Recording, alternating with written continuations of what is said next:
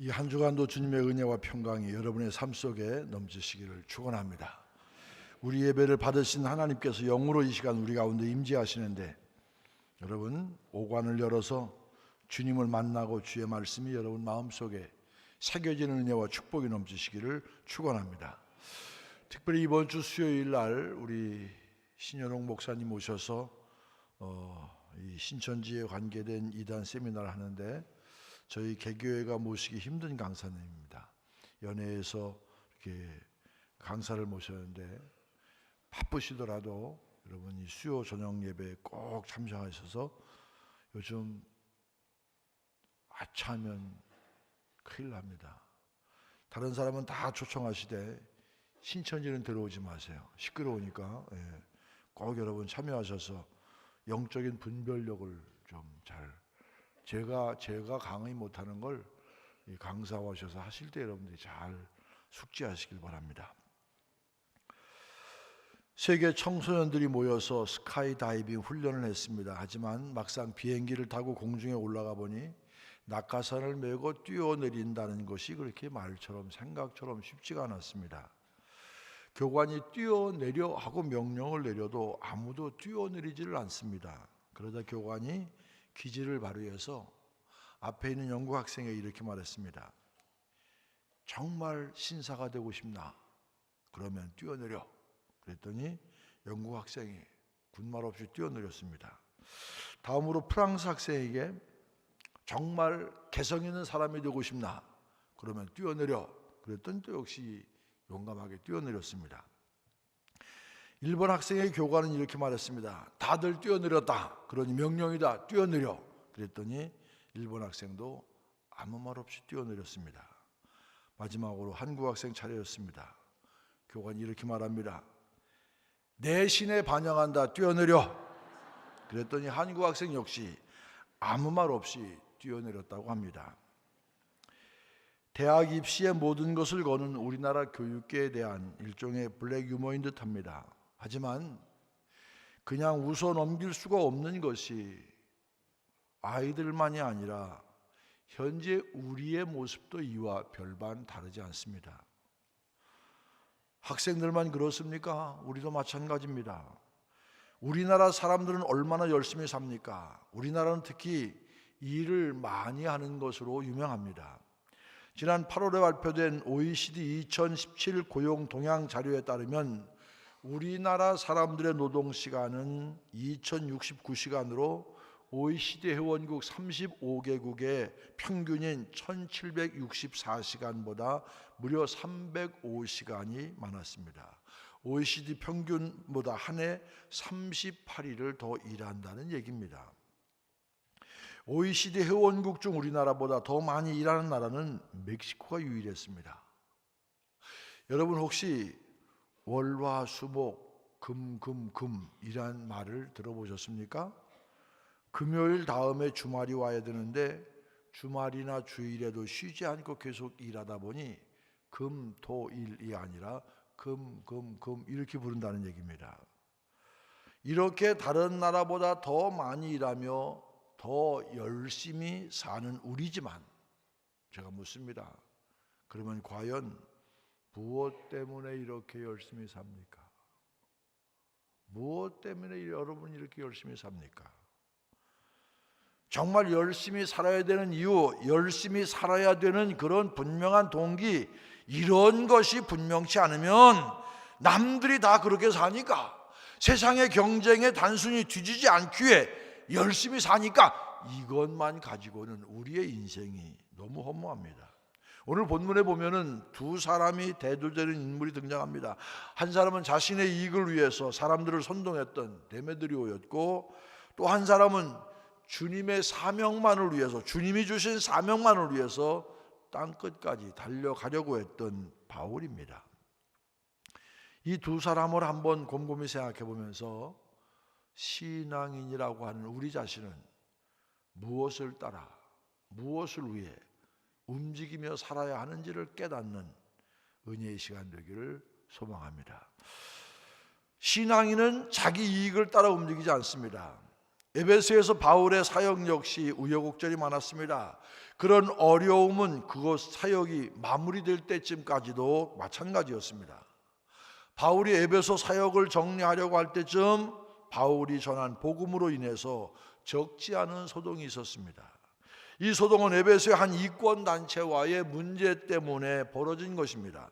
여기 에베소의 이권단체는 에베소의 종교 문화를 주도하고 있던 아데미 숭배자들의 조합을 의미합니다. 유니온 조합을 말합니다. 제가 말씀드렸지만 에베소에는 아데미 신전이, 아주 커다란 아데미 신전이, 대표적인 신전이 있었습니다. 자료에 따르면 한 면의 길이가 120m, 다른 면의 길이가 60m입니다. 여러분 얼굴 표정 보니까 도대체 얼마나 큰 건지 상상이 안 되는 것 같아요. 여러분 한 면의 길이가 120이고 60이면 우리 교회 여기서 저 끝까지가 몇 미터인 줄 아십니까? 앞뒤가 몇 미터인 줄 아십니까? 궁금하시죠? 나중에 한번 재보세요. 이게 120m, 60m면 평수로 몇 평인 줄 아십니까? 어마어마한 거예요. 궁금하시죠? 집에 가 계산해 보세요. 이 솔로몬 성전의 무려 34배에 이른 거대한 규모였습니다. 이런 거대한 신전이 에베소에 있었기 때문에 에베소는 이방 종교의 총본산지가 되었고 수많은 순례자들이 끊임없이 방문하는 곳이 바로 에베소였습니다. 그렇게 많은 순례자들이 오가는 곳이다 보니 자연스럽게 신전 주변에는 순례자들을 대상으로 음식을 팔거나 순례자들에게 숙소를 제공하는, 그리고 기념품을 파는 그런 장사꾼들로 항상 북적거렸습니다. 실제로 지금도 유네스코가 세계문화유산으로 지정한 에베소 유적지 출입구 앞에는 기념품 판매소가 지금도 즐비하게 늘어서 있습니다. 당시 기념품 장사 중에 가장 수입이 좋은 이들은 바로 본문에 등장하는 데메드리오와 같은 은장색이었습니다. 은으로 아데미 신상 모형을 만들어서 팔아서 적지 않은 수입을 올렸습니다. 왜냐하면 대부분의 순례객들은 이 모조 은신상을 기념품으로 사가거나 서원을 위한 헌물로 사거나 또는 자신을 위한 호신품으로 사용했으므로 오는 사람이면 거의 한 개 이상 사갔습니다. 그런데 이런 그들에게 문제가 생깁니다. 바울이 전한 복음으로 인해서 믿는 자들이 많아집니다. 그러면서 아데미 신상, 우상이구나, 우상은 멀리해야지, 없애야지, 그런 사람들의 수가 급격하게 늘어나면서 아데미 신상을 사는 사람들이 줄어들었습니다. 그러자 데메드리오는 사람들을 선동하기 시작합니다. 27절입니다. 같이 한번 한 목소리 읽겠습니다. 시작. 우리의 이 영업이 천하해질 위험이 있을 뿐 아니라 큰 여신 아데미의 신전도 무시당하게 되고 온 아시아와 천하가 위하는 그의 위엄도 떨어질까 하노라. 여기서 데메드리오는 바울 일행으로 인해서 에베소에 적어도 두 가지 심각한 피해가 있다고 말합니다. 첫째는 자신들의 영업이 위험에 처해 있고, 그리고 또 아데미 신의 위엄이 떨어질까 위험에 처해 있다, 그렇게 말합니다. 여러분 생각에는 이 은장색 데메드리오가 이런 이야기를 꺼낸 근본적인 이유가 무엇일까요? 아데미 여신의 위엄 때문이었을까요? 아니면 복음이 전해짐으로 말미암아 우상을 배격하는 사람들이 늘어나고, 그러므로 이 우상을 사가는 사람의 수가 적어짐으로 자신들의 수익이 줄어든 것 때문이었을까요? 당연히 자신들의 영업에 불이익이 생겼기 때문입니다. 하지만 그것만 얘기해서는 많은 이들이 호응을 얻을 수 없어요. 사람들이 앞으로는 그렇게 얘기하지만 속에 딴 게 다 있어요. 속으로는 이익이 좀 차질이 생기니까, 이 수입이 줄어드니까 속상해서 그러지만 겉으로는 뭐라고 얘기합니까? 야, 이리 가다가는 우리가 그토록 섬기던 아데미의 신의 위상이 땅에 떨어질 지경이 됐다, 이렇게 사람들을 이렇게 선동합니다. 이것이 바로 세상 사람들이 사는 모습이고, 이것이 세상 사람들이 움직이는 동기입니다. 세상 사람들은요, 대부분 자신에게 이익이 되느냐 손해가 되느냐 이거부터 따집니다. 경제적으로 또 여러 가지 면에서 내게 이익인가 손해인가. 이 세상 관계는 늘 주고받는 관계예요. 일방적으로 주는 것 아닙니다. 상대방이 나에게 계속 이익을 줄 것 같으면 어떻게 해서라도 좋은 관계를 유지하려고 하고, 그리고 더 이상 내게 이익이 안 될 것 같으면 쉽게 돌아섭니다. 끊어버립니다. 냉정합니다. 세상을 보십시오. 세상에 권력이 있을 때, 돈이 있을 때 사람들 많이 몰리잖아요. 권력에 따라서 줄 받고 서는 사람들이 얼마나 많습니까? 권력이 사라지고 돈 사라지면 언제 그랬느냐는 듯이 다 등지고 돌아섭니다. 왜 그렇겠습니까? 자신에게 이익이 안 되니까, 유익이 없으니까 헌신짝처럼 버려버립니다. 세상에서의 우리의 관계가 이렇게 물질적 이득에 따라서, 실리적인 이득에 따라서 움직이다 보니까 점점 사람과 사람 사이에 깊은 사귐이 없습니다. 친구 같은 사람들이 언제 적으로 돌변할지 모릅니다. 내가 고백한 이 허물이 언제 그들에게 약점으로 나를 공격해오는 도구로 삼을지 모릅니다. 그런 상황이다 보니까 사람들에게 쉽게 마음을 열지 못합니다. 관계를 맺어도 아주 얕은 관계밖에 맺을 수 없어요. 속 깊은 이야기 못합니다. 직선적인 이야기 못합니다. 맴도는 이야기, 변죽만 올리고 겉도는 이야기만 오갈 뿐입니다. 이게 바로 인간의 사는 모습이에요. 그러나 여러분, 너무 실망하지 마십시오. 사람이란 자고로 우리가 사랑해야 될 대상이지 끝까지 믿을 대상은 아닙니다. 그렇기 때문에 사람에게 너무 많은 위로와 힘을 얻으려고도 하지 마십시오. 그들이 여러분을 실망시킨다고 너무 낙심하지도 마십시오. 남편 때문에 실망입니까? 원래 그런 법이에요. 아내 때문에 속상합니까? 없으니까 말이지만 다들 그렇게 삽니다. 예. 다 그렇게 사는 거예요. 여러분, 자녀들이 기대에 못 미쳐서 실망스럽습니까? 자녀 역시 우리의 진정한 소망은 될 수가 없습니다. 우리의 소망은 오직 어디에서 비롯되겠습니까? 하나님 한 분뿐인 줄로 믿습니다. 주님 한 분뿐인 줄로 믿습니다. 그분은 변치 않으십니다. 회전하는 그림자조차 없으신 분입니다. 신실하신 하나님, 바로 그분이 우리의 믿음의 대상입니다. 그분은 세상의 이익에 따라 움직이는 분이 아니십니다. 설사 우리가 그분을 실망시킨다고 하여도 하나님은 우리를 향한 그분의 사랑을 쉽게 거두어가지 않습니다. 여전히 우리에 대해 기대하시고 여전히 우리가 당신의 뜻대로 돌아서기를 기다리시는 분, 그분이 저와 여러분이 믿는 하나님이시고 우리 주님이심을 깨달으시기를 바랍니다. 스바냐 선지자는 말합니다. 너희 하나님 여호와가 너희 가운데 계시니 그는 구원을 베푸실 전능자이시라. 그가 너로 말미암아 기쁨을 이기지 못하시며 너를 잠잠히 사랑하시며 너로 말미암아 즐거이 부르며 기뻐하시리라. 그렇습니다. 우리가 믿는 하나님은 우리를 잠잠히 사랑하시는 하나님이십니다. 냄비처럼 쉽게 뜨거워졌다가 쉽게 식어버리는 그런 사랑 아닙니다. 극하게 깊이 사랑하시는 그 사랑, 우리가 연약해도 사랑하시고 우리가 부족해도 사랑하십니다. 너는 내 아들이다, 너는 내 딸이다 하면서 어떤 경우도 우리를 외면하지 않고 사랑하시는 그 사랑의 하나님, 사랑의 주님, 그 주님을 믿으시기를 바랍니다.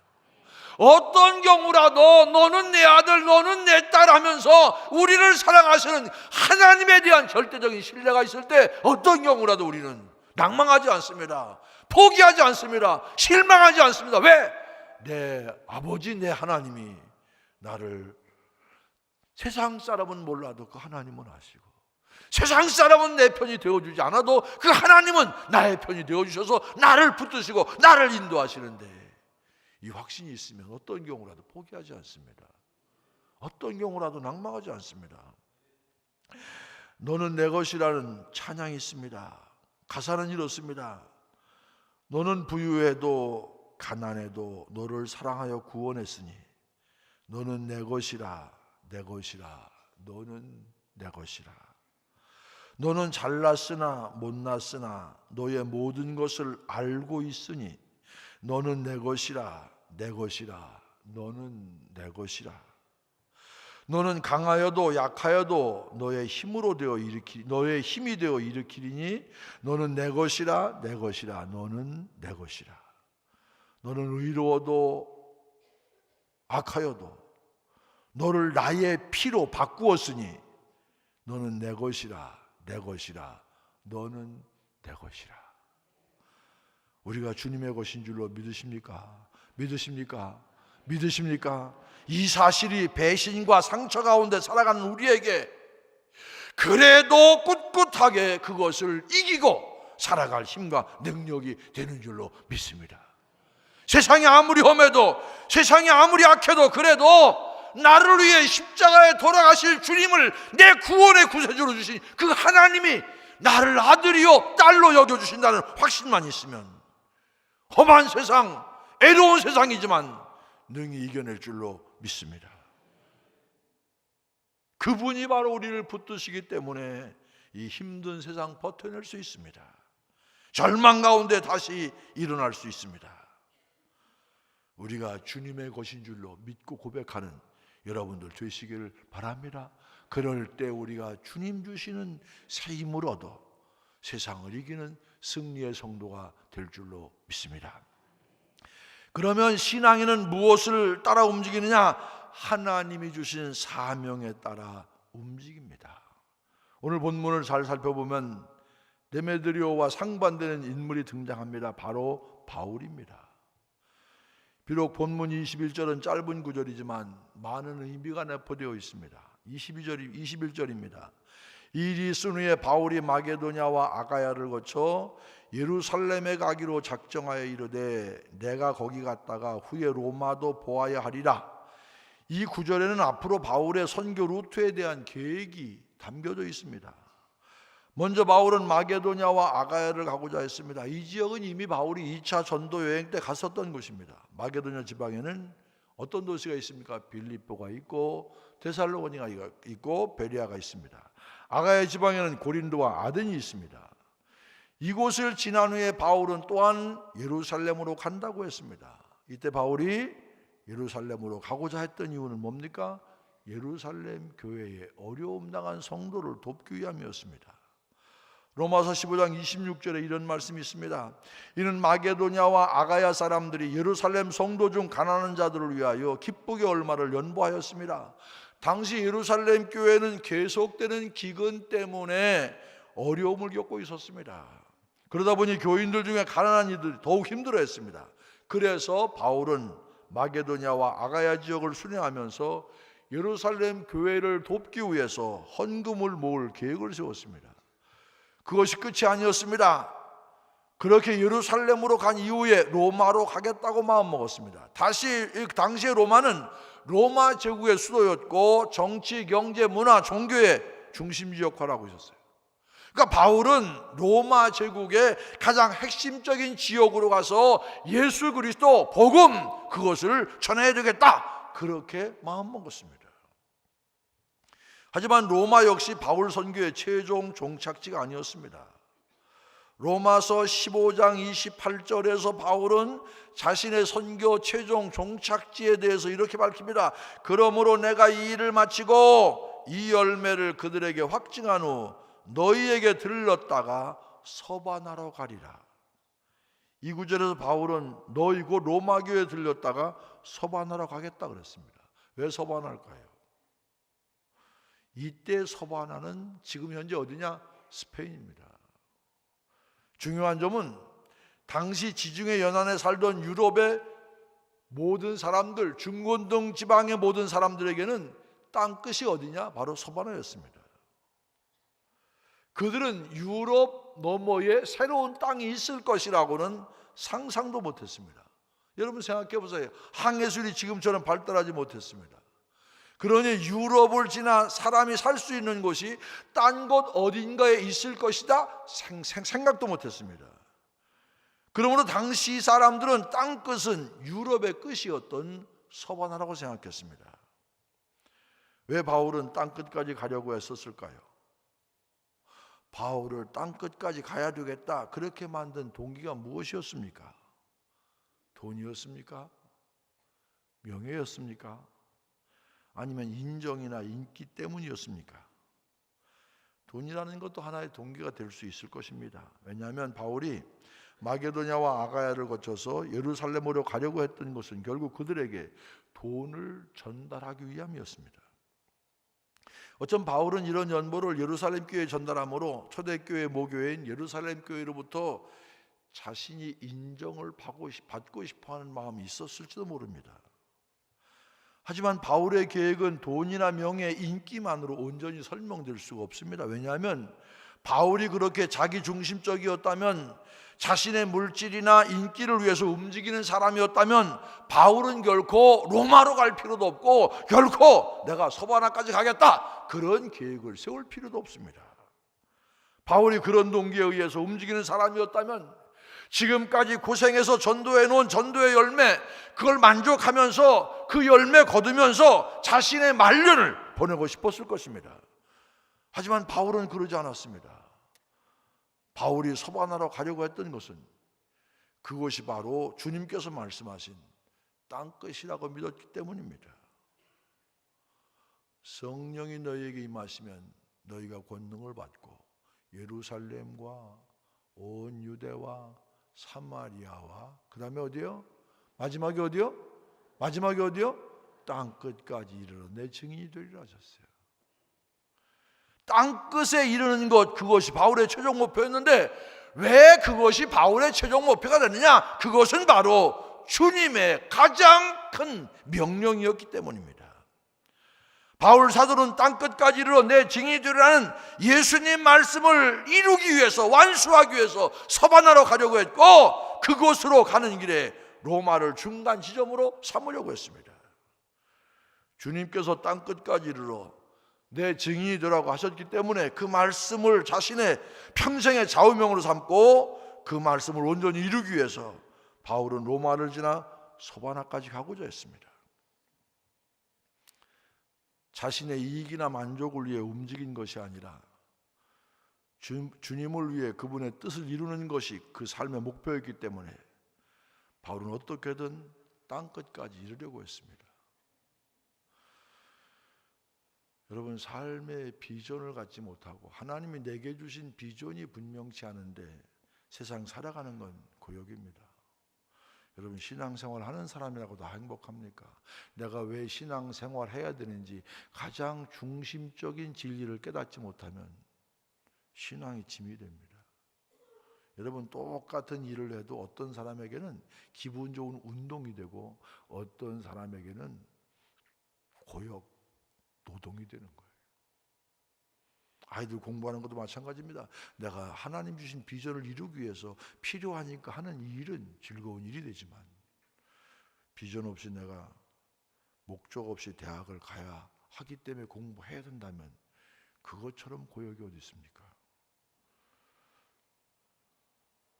앞으로 계속 살펴보겠지만 실제로 바울은 자신의 이런 계획에 따라서 마게도냐와 아가야를 들려서 예루살렘 교회를 돕기 위한 연보를 모아서 예루살렘을 방문하게 됩니다. 그리고 비록 죄인의 신분이었지만 로마도 가게 됩니다.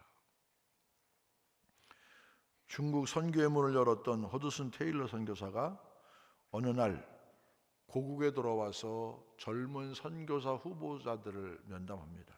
왜냐하면 중국에 더 많은 선교사가 필요했기 때문입니다. 그래서 선교사 지망생들에게 다음과 같이 질문했습니다. 당신들은 무엇 때문에 중국에 선교사로 가려고 합니까? 어떤 청년이 이렇게 대답했습니다. 중국에 있는 수많은 영혼들이 멸망을 향해서 가고 있기 때문입니다. 또 어떤 청년이 이렇게 대답했습니다. 그것은 중국을 변화시킬 수 있는 유일한 길이기 때문입니다. 이런 대답을 다 듣고 허드슨 테일러 선교사가 대답했습니다. 여러분의 대답이 모두가 다 틀린 것은 아닙니다. 하지만 그 대답만으로 부족합니다. 만약 그런 목적을 가지고 여러분들이 그곳에 간다면 여러분의 삶의 역경과 선교의 어려움을 만나게 되면, 부딪히게 되면 결국 흔들리고 말 것입니다. 그런 목적으로 간다면, 이 대답을 듣다 그 중에 한 후보생이 선교사에게 묻습니다. 그렇다면 선교사님은 무슨 동기로 중국에 가셨습니까? 이렇게 대답했습니다. 내게 있어서는 한 동기밖에 없습니다. 나는 그들을 사랑해서입니다. 이렇게 수준 있는 얘기를 이해하실지 모르겠어. 중요한 얘기입니다. 하나님의 마음을 품고 하나님의 사랑을 전하고자 하는 하나 이유에서 중국 선교를 담당했던 허드슨 테일러, 하나님 마음을 품고 하나님 사랑을 전하겠다, 이거 하나 가지고 중국 선교를 했기 때문에 어떤 역경과 시련에도 흔들리지 않고 끝까지 사명을 감당할 수가 있었습니다. 제가 여러분에게 수차례 말씀드렸지만 주디 목사님이 돌아가 있을 때 제가 미국 문상을 갔을 때입니다. 목사님이 오랫동안 병상에서 치료를 받고 계셨기 때문에 주진주 장로님 혼자 생활하시는 방, 2시간 동안 대화를 하고 제가 돌아가겠습니다 그랬더니 뭐라고 말씀하시냐면 내가 있는 방에 한번 가자고 그래요. 갔어요. 뭐 목사님은 병원에 계시니까 자기 혼자 사는 우리에게 완룸입니다. 크지도 않아요. 방의 세면에는 모두 다 당신이 한국에서 있을 때 받았던 그런 걸로 소품으로 다 장식해 놓고, 한쪽에는 화장실로 통하는 그쪽에는 낡은 제니스 TV가 한 대 있었어요. 그분은 평생 한국에서 태어나서 한국 선교를 위해 일하다가 정년을 마치고 미국으로 돌아가셨어요. 그리고 그 적은 연금을 타서도 이 교회를 건축할 때도 한국 나오셔서 그걸 모아서 우리에게 헌금한 분이에요. 난 그분이 그렇게 사시는지 몰랐어요.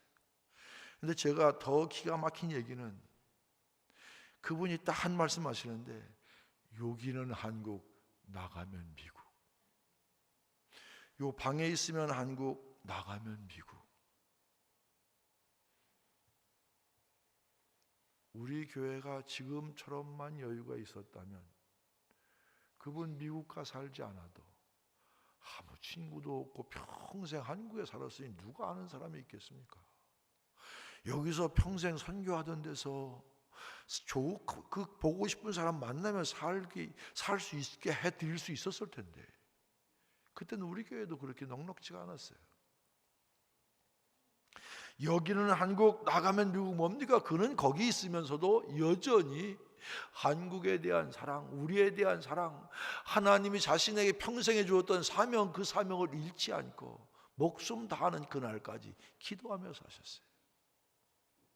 아마 하나님의 사명, 하나님이 주신 사명, 하나님이 주신 마음, 영혼 사랑에 대한 마음, 그런 마음이 있었기 때문에 흔들리지 않고 평생 선교사하고 그렇게 존경받고 그렇게 사랑받는 그런 분으로 우리 속에 기억되는 것 아니겠습니까?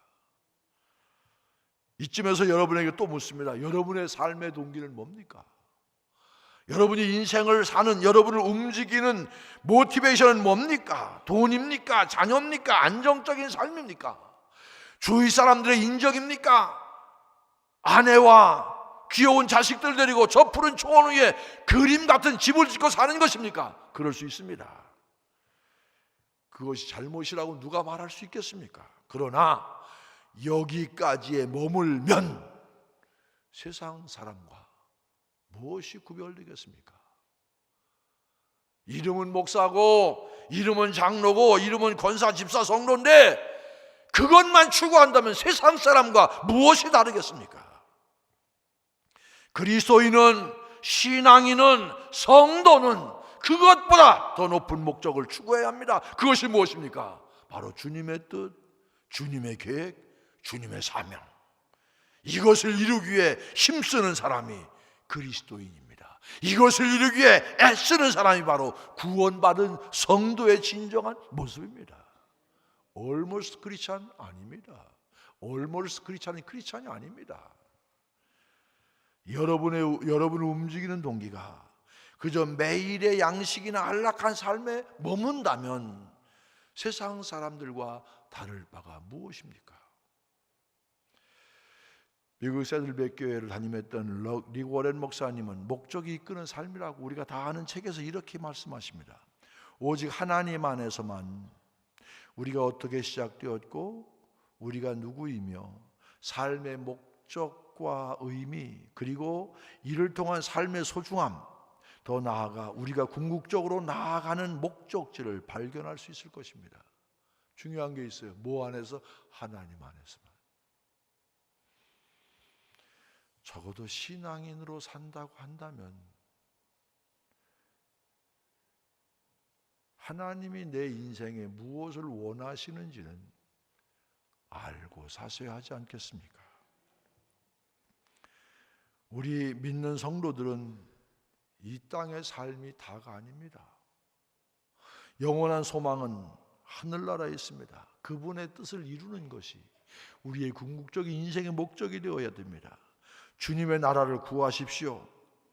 땅끝까지 이르러 내 증인되라고 하신 그 주님의 마음을 품고 좀 전도도 하십시오. 여러분 구원 받은 것만으로 만족하시겠습니까? 주님의 명령이 여러분의 삶의 동기가 되고 주님의 권면이 여러분의 삶의 목표가 되기를 소망합니다. 우리가 자주 찬양 부르지 않습니까? 나 주님의 기쁨 되기 원하네. 찬양만 그렇게 할 것이 아니라 정말 내가 생각하는 것, 내 언어, 내 삶, 내가 가지고 있는 모든 것, 그것이 정말 이 찬양의 가사처럼 주님의 기쁨이 되기를 원한다는 고백적인 삶, 이것이 저와 여러분이 살아야 될 삶이 아니겠습니까? 주님을 기쁘시게 하는 것이 여러분을 움직이는 동기와 이유가 되기를 주님의 이름으로 간절히 축원을 드립니다.